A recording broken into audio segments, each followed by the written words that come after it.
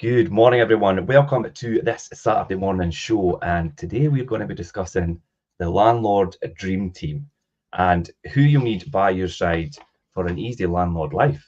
Now, before we go ahead, it's so easy, and I get landlords coming to me all the time to just get so caught up in things and get so wrapped up and all over the place. You're not talking about me, are you? No, no.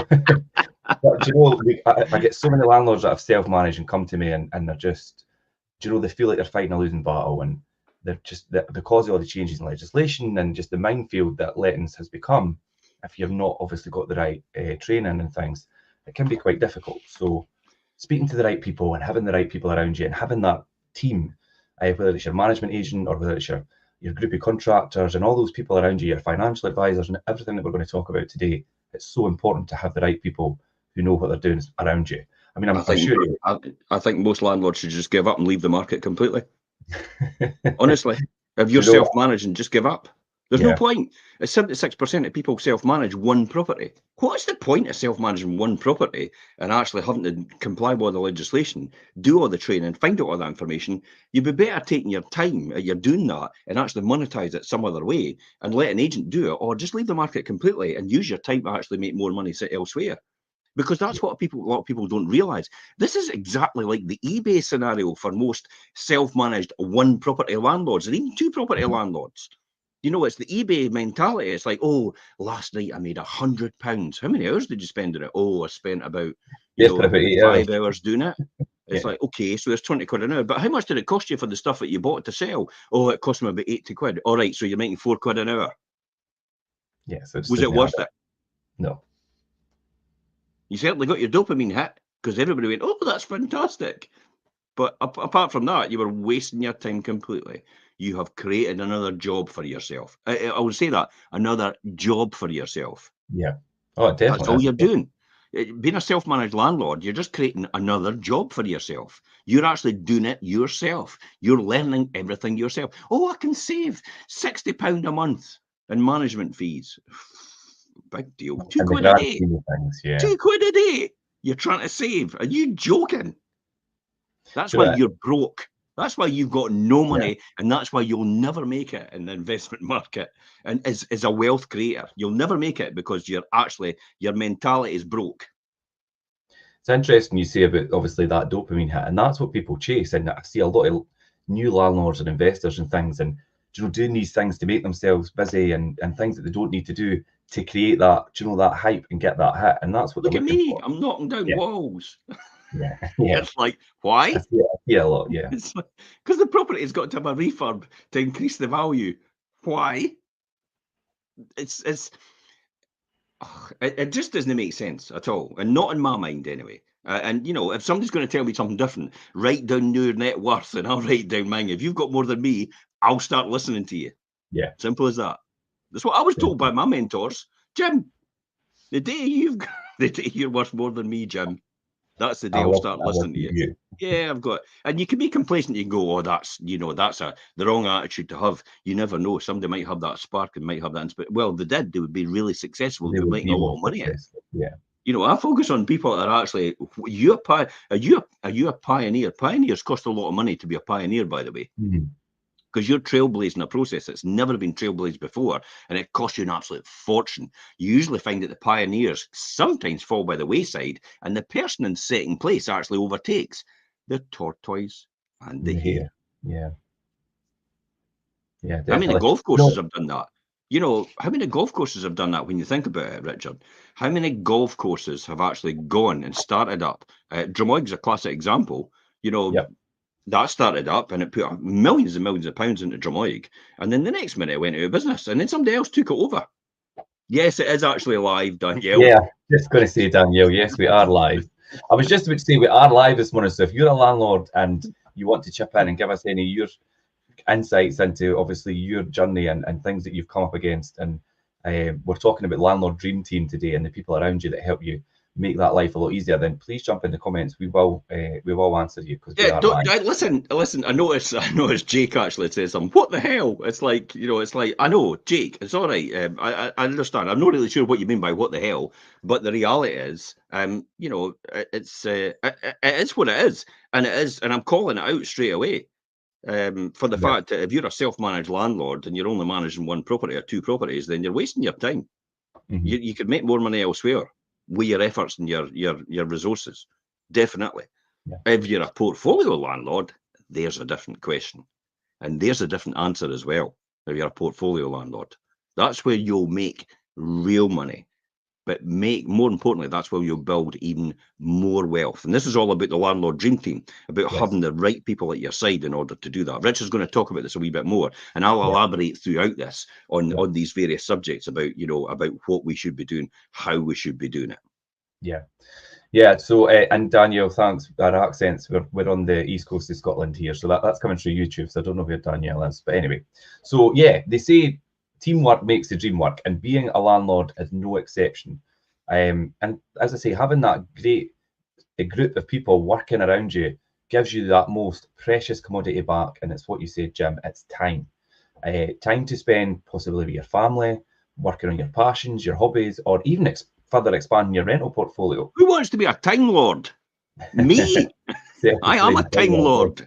Yeah. Never mind anything else. You're a property time lord. In other words, what you're creating in wealth buys back your time, gives you freedom financially. The finance will give you the freedom, but it's not the money you're after, it is the time. No one has sat on their deathbed and thought, I wish I had more money. Yeah, that's always ever. tough. Everybody's always said, I wish I had more time. Yeah. And I think anybody listening, I mean, you could listen to any podcast or any vlog or whatever, and if it's got any high profile, successful business leader on there, they'll all say the same thing. Doing everything yourself is the path to stress rather than success. You need to have a team around you. So you might be wondering, what does that look like for you as a landlord? And there's 5 key areas where you could have a helping hand. And firstly, as we say, a competent management or a managing agent in place to look after your properties or your portfolio. Borrowing and long-term financial strategy in place. Tax efficiency and inheritance planning. We're going to talk about that as well. Jim, you could probably give us a lot of tips about that, because I know it's something that you've been working on lately. Safety, maintenance and repairs. And finally, support, connection and that inspiration as well. So I think, how would you feel if you had that all sorted? And whether you're sold on the idea or whether you maybe still on the fence, we're going to look at how the experts who devote themselves to giving you an easy landlord life can help you today. And we're going to start off by looking at the marvelous managing agent. Before we talk about that, let's talk about Alec. Alec has over 250 properties. I know Alec. He goes to the Edinburgh Property Investment meeting, the network meeting, the PIN meeting. And it's interesting because I watched a couple of podcasts. I listened to a couple of podcasts, actually, but I watched them. They're podcasts, but we watch them. I like watching stuff. I like seeing the colour. I like seeing the whites of the eyes, if that makes sense. Not just somebody talking on a podcast. I like to know who the person is. I like to see their body language as well. And how they, the facial expressions, because straight away if they're not really, if they're bending the truth, or there might not be sincere about what they're saying. That's the key here. So Alec has over 250, and he's pretty switched on, and he's got everything right down to a T. He's taking 6 instructions or 6 processes or systems, and he's actually boiled it down to 1. So he's actually eliminated 5 of these tasks in the process in order to get the same task done. So Alec's very, very efficient at what he does. If Alec drops dead tomorrow, his business is lost, because no one else can take it over, because it's all pinned on Alex. I love going round my tenants, and it's like, oh my God, I know, Alex, I know you do. But the reality is, if you drop down dead tomorrow, then everything falls apart, because the whole thing revolves around you. I don't do that. My system does not revolve around me. When I went away to Spain, to my house in Spain there just now, and I came back, I had made even more money, and my wealth had gone up even more. I didn't even need to ask you. And I didn't even speak to anybody when I was away. No, I didn't ask you anything about your portfolio when you were away. I just got on with it. What does that tell you? I could go away and come back even wealthier. I should go away more. You're not going away again soon.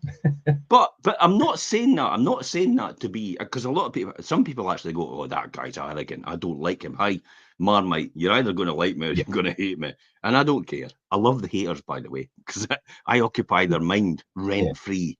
That's but great. you've spent a lot of years and worked very hard to get to where you are to be able to do that.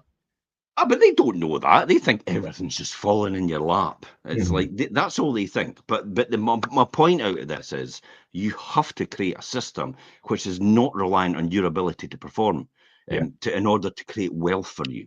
Most people do this in what is called a pension. Yeah.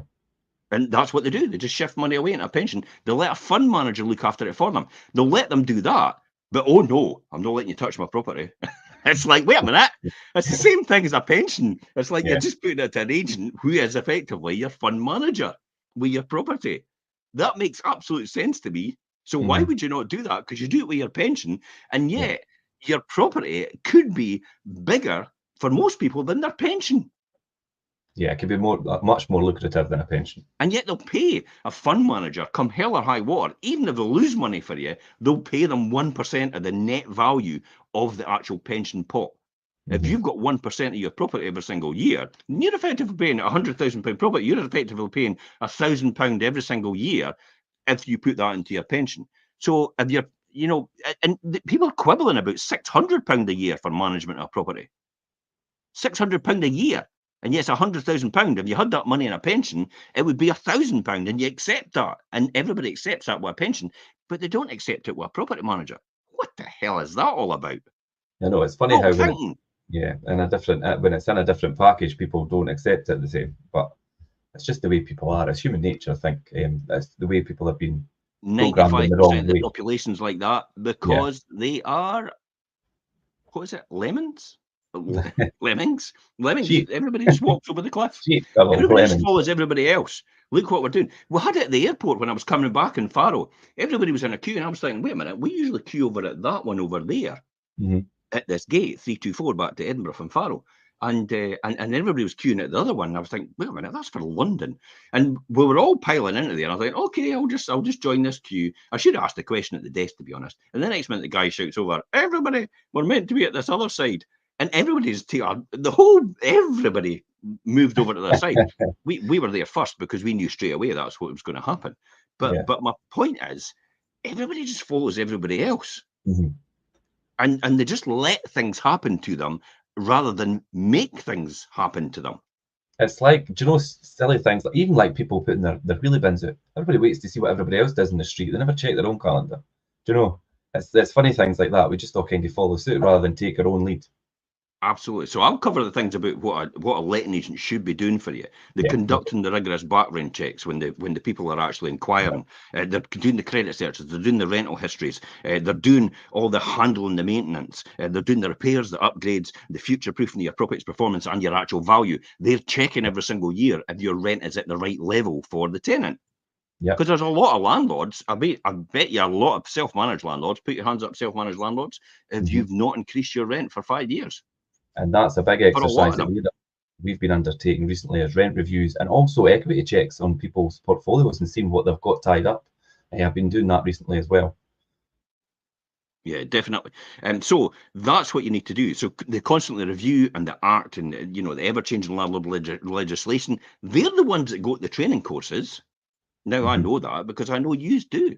It's like, sorry, Jim, I can't have the meeting with you because I've got an online training with SAL or with Landlord Accreditation Scotland. And these are all things to keep your CPD, which is your continual professional development, up to date. So that's key to have a letting agent who actually does things like that and avoids and you get your property back when you want it, your safety certificates to deposit protection and beyond. So they're doing all these things for you. I mean, this comes at a price, remember, because you can't do things for nothing. Would anybody else expect to do their job for nothing? No, you wouldn't, would you? So why would you expect a letting agent to do it either? You don't expect a fund manager for a pension to do it for nothing, do you? And you pay them 1%, or maybe even some people pay 1.5 or 2% of their fund value. And yet when it comes to a letting agent, it's like, oh my God, I'm spending what? 50 quid a month? You have no laugh.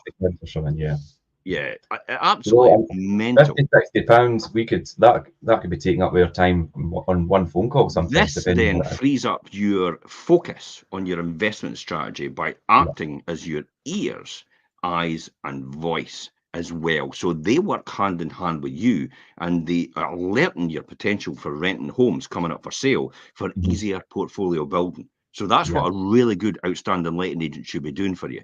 They should be alerting you for properties coming up for sale, for into the market, and potentially you could take over.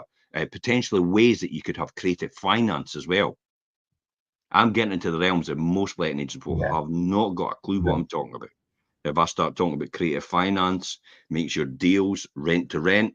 Rent to rent is not possible in Scotland, but there is a way to do rent to rent in Scotland in another way.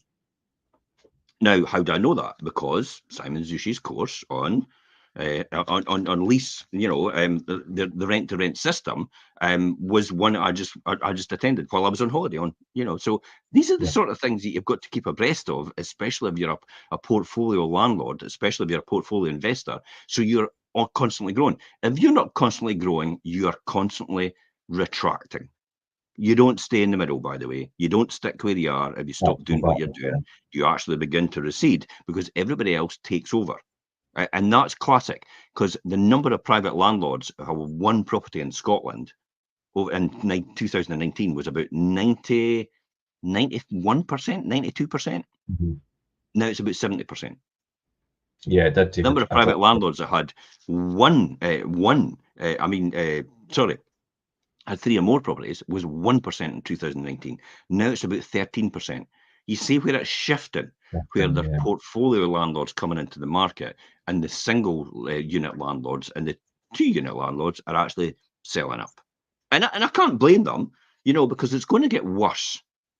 It's going to get worse for you. If you're a single unit landlord, you get a letting agent to do it for you. Don't self-manage it. You're going to waste your time completely. If you're a single unit landlord and you are self-managing, then for God's sake, speak to a letting agent anyway. Because I've heard a lot of them say, "Oh, I'm just selling up." It's like, I've got somebody that's selling me now, 9 of them, a portfolio. So I'm just buying it. No bother, I'll buy it. My numbers make sense, all the rest of it. Another landlord that's selling me 2 of theirs, it's like, because they're wanting out as well. It's like, no bother, my numbers work. I'll buy them as well. And that's effectively what I'm doing all the time. So it's probably low-hanging fruit, to be honest, at this point in time. It's great for portfolio landlords. At this point in time, there's a lot of opportunity out there.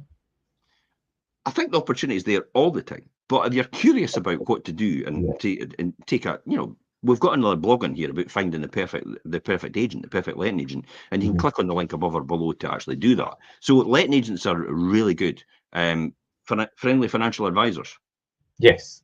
Yeah, financial advice obviously is imperative if you're obviously building a buy-to-let portfolio and trying to bring a property in and get good deals and things. So from a broader perspective on your investments and things, and to plan for the future by making the most of your assets that you've got, an independent financial advisor is really something that you need and can be a really valuable layer to your strategic kind of oversight of what you're doing.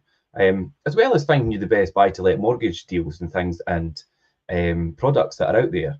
I mean, whether you buy a property, including deals from like the non-high street lenders and broker-only offers and things as well. So, I mean, to have a good financial advisor in place is really important. They will look at things. I agree 100% about this, Richard.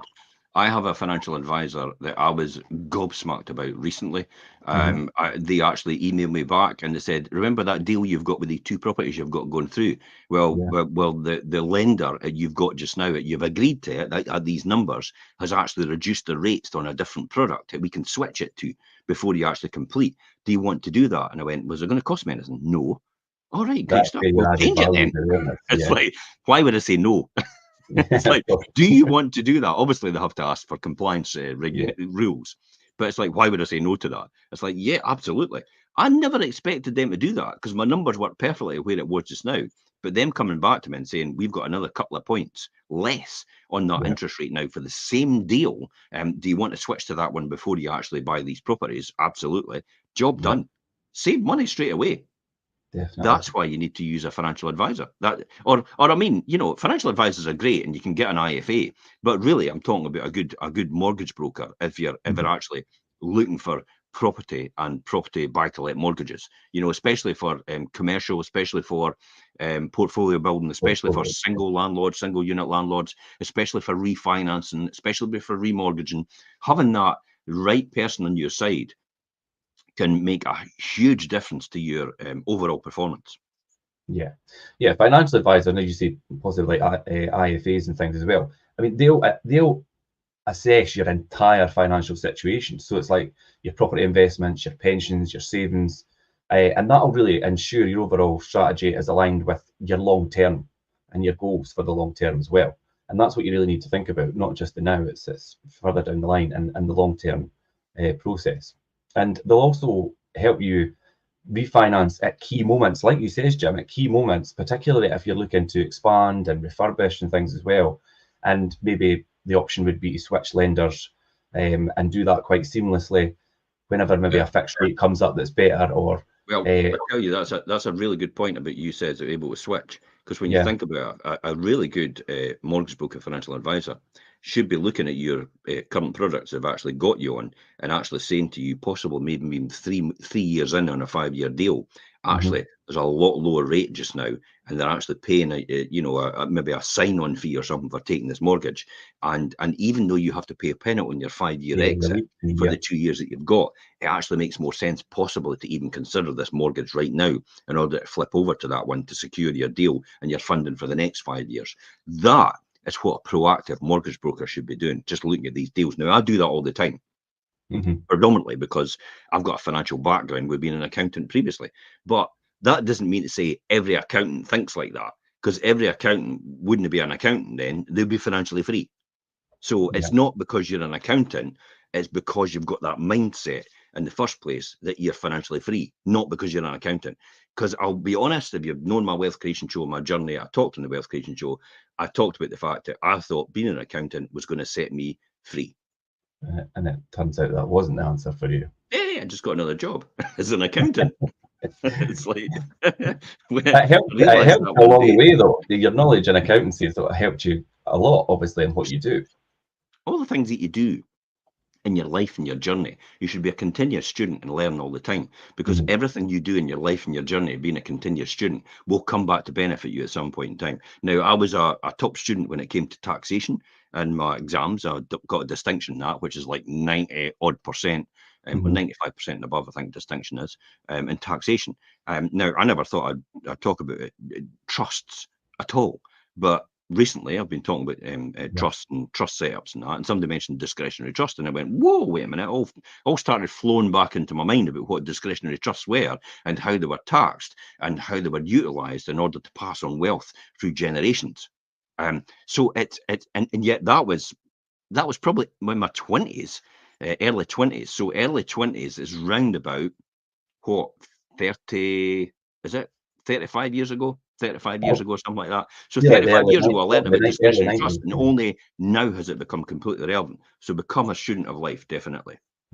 Yeah, and a good financial advisor, like you say, obviously working continuously to keep your interest costs down, helping your applications get the best chance, and to run through smoothly and swiftly and successfully pass through their by using their up-to-date knowledge and things, and of like lending policies and processing speeds and things like that, just to give you the best service that they can. And like you say, Jim, using that mindset to give you that better service than what you would usually get for just your run-of-the-mill. It's probably then important then to make sure that they're truly whole of market when they're looking at products, rather than actually just tied. So what I mean by tied is we only sell Standard Life products. We only sell Prudential products. We only sell Scottish Widows. That's a tied agent. We only sell Nationwide products. We only sell, Lloyd's products for TSB, Bank of Scotland. They're still going, TSB. I don't know. I think they're still going. But my point is, you want a whole of market really, but you want somebody probably on recommendation by others. So go to landlord forums and ask. But when you're asking for recommendations on landlord forums or property forums or investment forums, actually ask the person, when you ask for a recommendation, ask them if they've used them before. Because everybody will tell you recommendations, but a lot of people I don't think have used them. It's just because it's their mate. And it's like, oh, I've never used them, but it's just my pal. And it avoids all the hassle of having to ask people, well, have you used these people or whatever? It's like, because it's very, you know, for just people to come up with, because some people, the yellows, personality profiling, the yellows just like to be helpful. Just like to be helpful. That's it. The greens, they just like to be helpful as well. It's like, so that's the personality profiles that just like to be helpful. So they'll just tell you anything because they just like to answer the question. They've not used them before, but they just like to tell everybody, and you know, this will be helpful for you. Have you used them? No, I haven't. So how do you know to recommend them then? And whereas I'm a red and a blue, I'm laughing because I know you're a red. Yeah, red and a blue. You know, that's predominantly probably my traits, red and blue, which is like, no, I'm only endorsing somebody if I've used them and I've got good service of them. There's no way in hell in a month of Sundays I will ever endorse anybody if I've not used them. No, definitely not. Because it's a reflection on me and my reputation. Hence the reason why we use all the contractors that I've used already in our lettings business. And it's possibly one striking you out if you're a contractor with us. So we're pretty draconian in terms of standards. We have standards from our contractors. We have to be when we're entrusted with people's. Do you know what I mean? That their assets and their properties and things. It's the biggest tax. I was going to say it's the biggest tax-free asset. Your house is, by the way, but it's your biggest probably investment outside of your buying your house and owning your house. But then we can get into the argument that owning a house is a liability. Oh, the people on TikTok don't like that. It's like, how could that be a liability? Are you're not. I am an accountant, and you're calling it a liability when it's an asset. No, it's a liability because it costs you money all the time. It's like again, the people probably arguing that principle that it's no, it's an asset. It's like no, it's a liability because it costs you money every single time. The people that actually argue that then it's an asset is probably the people that are actually still struggling, hand to mouth every single month, more months at the end of the money. Dare I say? So that was financial advisors and financial advice, and then so let's look at the accountant side and having an amazing accountant. And when it comes to really optimizing your financial returns and keeping your affairs in order and never paying a penny more in tax than really is necessary, an accountant is your best friend. And run us through some of an accountant's talents, Jim. I'm sure you obviously know them all. I've got a pretty good accountant, and because my accountant tolerates me. that's why he's pretty good. You teaching him because he tolerates my continuous questions about how to mitigate and plan for tax. And yes, mitigating and planning for tax is definitely a skill you need to acquire, or you need to have somebody that has for you. Now, because I'm using a smaller accountant, I'm not using a big, huge taxation firm. You don't necessarily get that skill all in one person.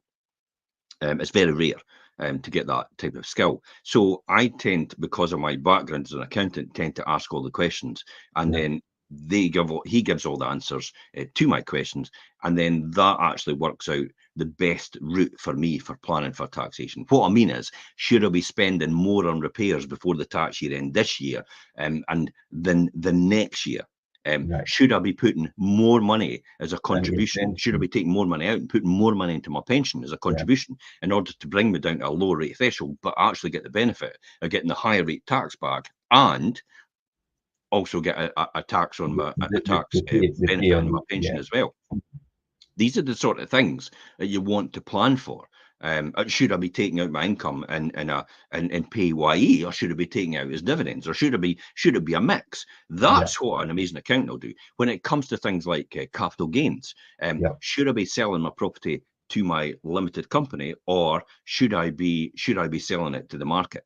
Now, I went through this recently. I was going to sell a whole portfolio from my wife's name and not to my limited company. And when I got all the numbers together, it made no sense at all. It wasn't viable. I couldn't do it. So I left in my wife's name, and that's fine. But the plan for us is obviously we'll probably have to start paying off some of the mortgages in my wife's name, because Section 24 is a classic example. And that's okay. It's better to do that than actually transfer it, because you'll get the multiple dwellings relief, which is another another tax, by the way, multiple dwellings relief, is different to ADS, which is additional dwelling supplement, and multiple dwellings relief is on portfolio buys. It's another tax that nobody knows about. It's only when you get to portfolio buys that you realise that multiple dwellings relief comes into play. But you get it on commercial multiple dwellings relief rather than residential relief, because a portfolio purchase is deemed under law as a commercial transaction rather than residential, even though it's houses you're buying. These are the things that a really good accountant should be able to tell you, and how you should have ownership as well. Allowable expenses, classic example. Mostly everything is allowable nowadays, except for your EDS, the additional dwelling supplement at the beginning, your legal fees, buying the house. They all get capitalised at the very beginning, as well as the purchase of the house. And then you have all your allowable expenses that come after that. And how to structure your portfolio for maximum tax efficiency.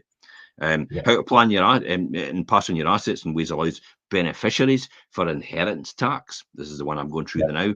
It's quite interesting, actually, how you can do potential exempt transfers, and you have joint between your wife and yourself if you have got a spouse.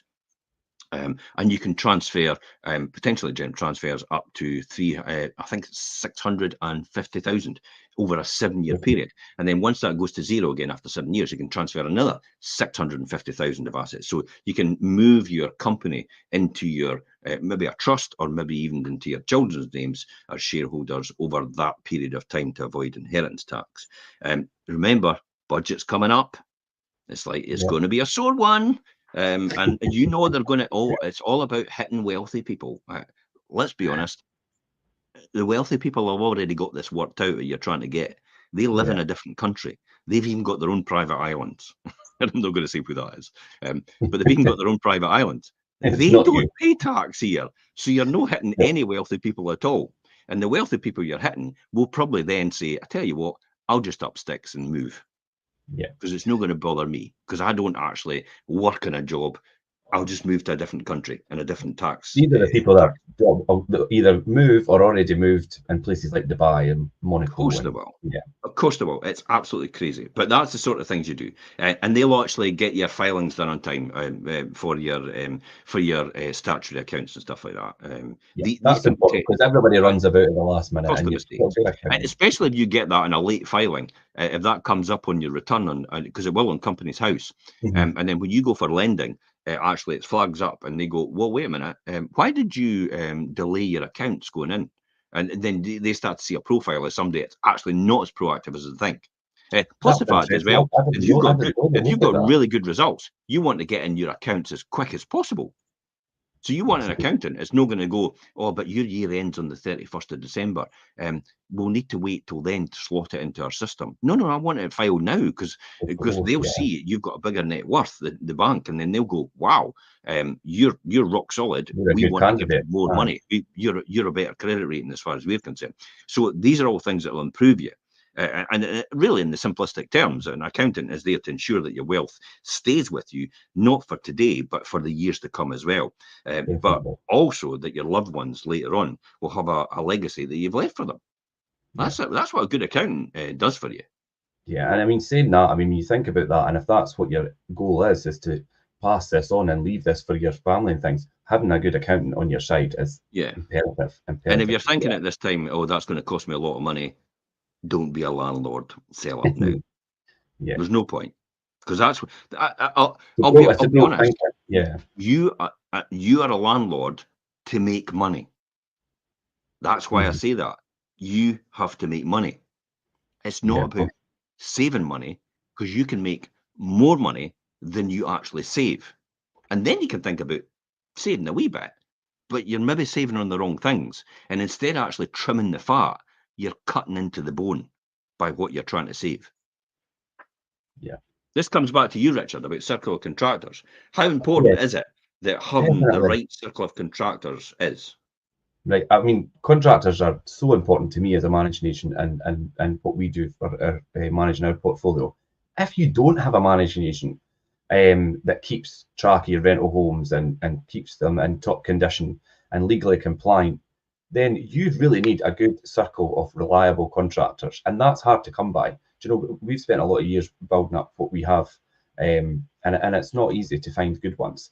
I mean, it took us years to get our hot list of contractors, and having trustworthy people on call means that you can get work done quickly, professionally, and often resolving problems before they even become costly dramas. Do you know, some of my best contractors, if I contact them, they'll phone up the tenant and probably resolve the thing without even having to be on site, and they're thus saving call outs and things as well, because they're able to troubleshoot because they know what they're talking about. Do you know, if it's a boiler or something, whatever it may be? Do you know, whether that's from plumbers, electricians, decorators, even just your general handyman, you don't want to be calling around for maintenance, repairs, or late night emergencies and hoping you've got somebody that you've chosen well just off the off chance. You know that you've got somebody in your phone book or in your list. That's who I phone in this situation. That's who I phone in this situation. And it's the other one. The other example is what happens if your contractor goes on holiday and you need them. Yeah, That's why self-managing isn't the way forward. Because if you've not got another contractor that can step in and it's an emergency, then you're kind of screwed. Yeah, and also when you've got that long-term relationship with contractors and things like we do, then you get a better pricing structure. You get priority service. You know, you've got that peace of mind, and you know that the job's going to be done right and done the first time, or done right the first time. Do you know? And so if you've got a good managed nation, a reputable managed nation with a good contractor list, that's the benefit you're going to get for that. Do you know that would pay for your management fee? Your management fee, the fee would pay for that. Just that alone. The priority service is probably the main one. We are in a service-based business. Yeah. You may think you're in an investment business, but you're really in a service-based business because you're providing someone with a service for using the home that you own or the house that you own. It's not a home, by the way. It's a tenant that makes it the home. You've just got a house or a flat or an apartment, whatever it is, a property. Yeah. But it's about making sure that you get that priority service, and you get it if you're paying contractors on time. As soon as somebody says to me, it's like, that's me finished the job. It's like, okay, get it quickly signed off. Right, let's get you paid. And that's ultimate. I have recognized that throughout the years as a financial controller in the industry.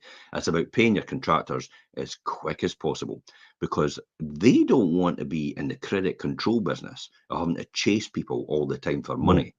And if they are, they will not get priority next time when it comes to actually picking up the phone and saying, I need a job done.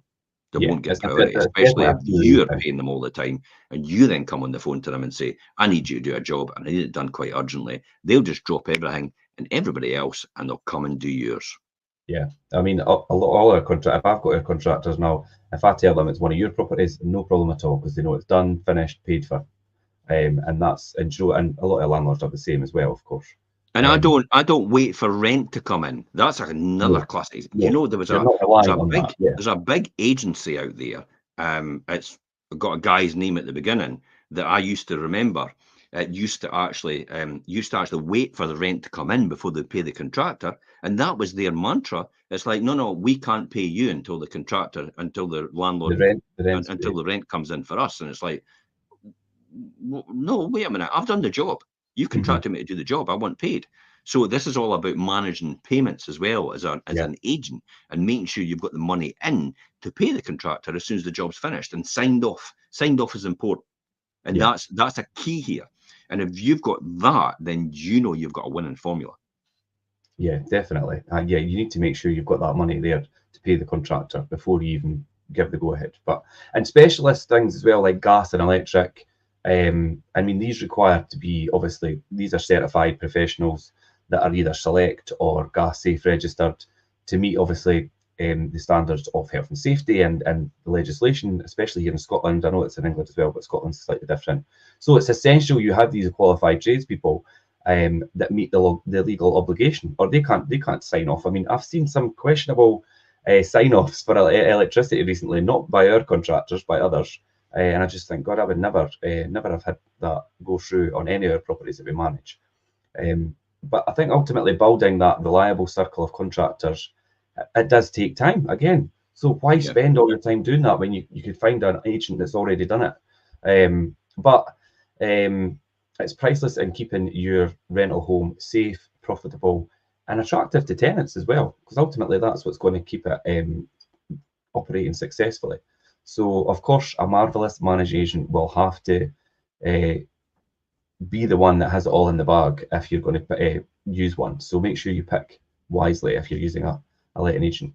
Yeah, I just like to say at this point in time, Danielle Martin, I hope you're watching this on the rerun, because I know it's 4 o'clock in the morning where you are and you're away to your bed right now. But I hope you. I'm going to keep you to your word, by the way, and I'm going to check. And you better put something in the comments to say that you've come back to watch this again. Because she challenged us in the beginning and said, "Is this live?" It's like, of course it's live.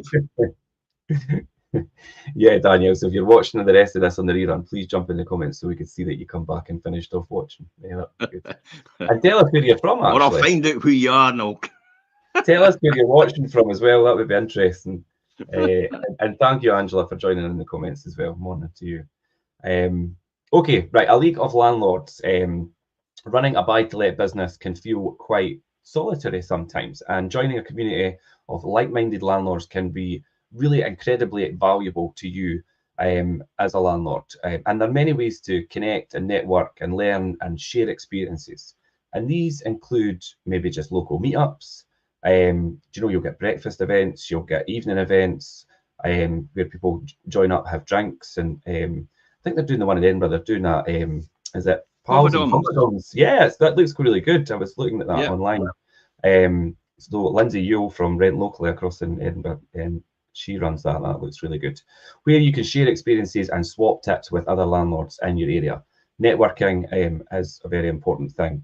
And sometimes through personal experience as well, sometimes it's like when you're busy trying to find the time to do that, and push yourself to do it, but it will pay dividends to network with these people. Facebook groups as well, and giving you access to landlords and property investors across the whole country, nationwide, and in your local area, and just for inspiration and strategies and new areas maybe to invest in. If you're out with Fife and looking within Fife, I mean, you've got the Scottish Property Network and Scottish Landlords Network, Scottish Property Network. You've got the Scottish Property Investors Network, the SPIN Network. You've got the Property Investors Network, which is Simon Zush's PIN meetings.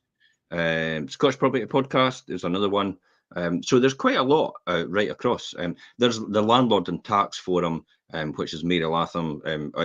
Started the National Landlord Association actually all these years ago. She runs that one and is the admin for that one. There's also other ones, landlord forums that I'm on, and property investors forums as well. But you get the algorithms work it out quite easily after a period of time. They know what you're looking for, and they will show you certain things now and again which will be completely relevant. But I tend to jump on and help people out on helplines on these forums. I tend to jump on and answer questions for people and give them advice and information, how to help them and navigate them through that avenue. After all, people actually say, well, why do you do this? Because you've got no invested future in that person. It's really to steer in the right direction, because if they're a successful landlord, then hopefully they should be joining a landlord association, and therefore we have our own association, effectively a union, let's be honest, who can actually have clout, who can actually act on our behalf and lobby the Scottish Government to get a change in legislation, or to get weaker legislation than they've proposed for things like rent controls and stuff like that in the past. I've seen homelessness as, apparently, according to the Glasgow Herald, I'm sure he was on, I would comment on his post this morning, one of the journalists, and he'd said homelessness is at a record high in Scotland again in the last 10 years. And it's basically down, and he said it was lack of planning. I says, to be honest, it's also a rent controls. It's also the PRT, which has caused this problem, no fault eviction being taken away. It's also the change from mandatory grounds to just we might think about evicting the tenant and granting it. It's like, what? If they're in 6 months, 7 months rent arrears, you think they should just stay there rent free for the rest of the time then, for no fault of our own? Really? And a landlord can afford to do that? No, they can't. And this is where the misconception comes, and the demonization, the vilification of private landlords and who they are. I mean, if 76% of private landlords or thereabouts have only one property, how are they running about in Ferraris? It's like, they've only got one property. You're only earning about £6,000 in rent a year. A Ferrari's about £26,000 a month to lease. we had done that on one of our shows, Yeah. or something Yeah. crazy like that. That makes no sense at all. Or is it 26,000 a year? 26,000 a year. That's what it is. It's about £2,000 a month or something.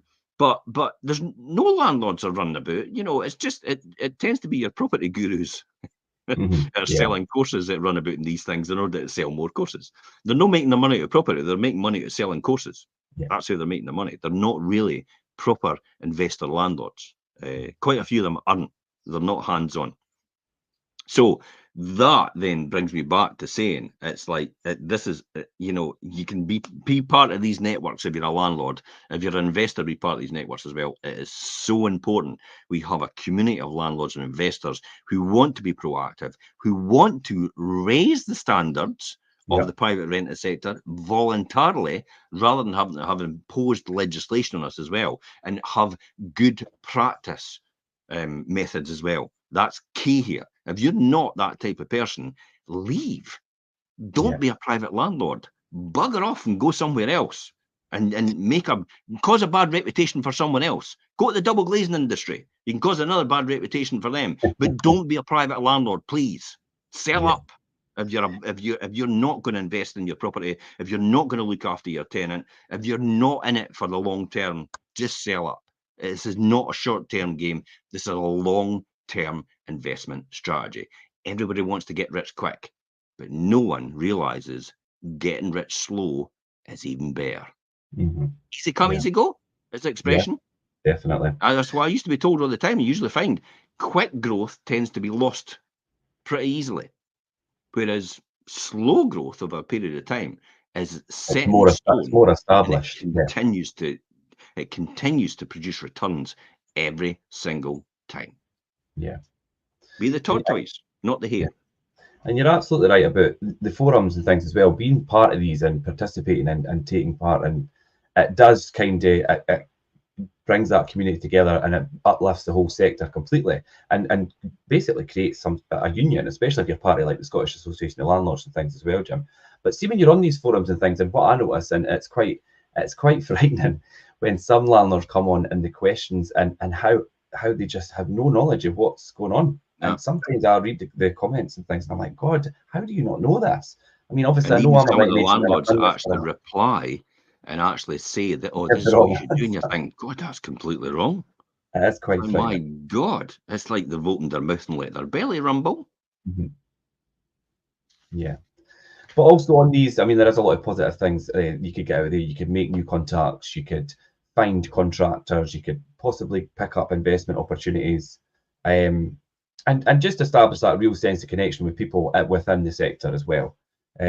And even maybe pick up business partners or things. There's lots of opportunities there. So these are really good, and it's a good thing to do. And yeah, so really, the question at the end here you might be asking yourself is, are you ready to build the dream team? Do you know, are you ready to have that good managing agent, that financial advisor, that accountant, and be part of these groups and network with all the people within the sector, and really have that team to help you be successful? And if you want to save time, ultimately have a good agent looking after your portfolio and help you build it as well, as what my advice would be. I think my advice would be, even though you think you're right, you're possibly wrong. I think because you should always question what you're doing and see and get input to see if you're doing it, see if you're doing it in the most efficient way possible. I could probably take anybody's system and actually look at it and say, well, actually, you should be doing this, you should be doing it like that, you should be doing it like this, and you should be doing it like that, and that'll make it a lot easier for you. Even though people think they've got it sussed. Yeah, I think you should always be open to take advice, and whether you think you've got something that's a well-oiled machine, there'll always be room for improvement from somebody else. I know a friend actually has got his father's got 5 properties, and his father's obviously ill just now, so his father actually self-managed, and he obviously kind of look after them. So he's been left basically to look after them and organise everything, and I have been helping him out, you know, and telling him what he should be doing, how he should be doing it. He actually phoned me when I told him about the right insurer to go to, and he went, "I'm concerned," and I went, "What's wrong?" He went, "That was all done far too quick, and it was a fraction of the price I pay for insurance right now. There must be something wrong." And I went, "No, it's all right. You're fine, Tommy. It's okay. Don't worry about it." I said, "So tell you what you do. fire it over to me and I'll have a look at the policy just to make sure it is what it is. Yeah. And I looked over it and I wrote them back and I went, see your tenants. I know you've got employed tenants in there now, but tell them it's employed, it's students, and it's council benefits as well, universal credit. Tell them that's the 3 tenant profiles they want in every single one. Because if one of your tenants loses their job, you don't get to know if they're on universal credit because they might get paid direct and they give it to you. Therefore, you're not technically covered then. And it's not, they've not, it's not their right. They don't have to tell you if they're unemployed now. It's not, that is not the law. That's a data protection issue for them personally. So if you write in your lease that they have to tell you if they're unemployed or they lose their job or anything, that's wrong. That lease is invalid. That's an invalid clause. Or even if they terminate their employment. But genuinely, so it says that was all too easy. I just felt totally uncomfortable with the fact that was all too easy. There must be something wrong. and even my insurance is a fraction of what we paid before. And I go, yeah, and you've probably got better cover as well. Well, you have got better cover. I know that because I use them myself. Yeah, it's a good cover. Yeah. The introduction is key here, though, because we do actually get more preferential rates because we actually introduced quite a lot of people to this insurer, one of the biggest insurers in Britain, through Paul Champolina. Actually, I know the insurer for that reason, from Landlord Action, and most people will know Paul from Nightmare Tenants, Channel 5 or Channel 4 or whatever it's on, and Channel 5, Horrible Landlords or whatever it is. It's Channel 5.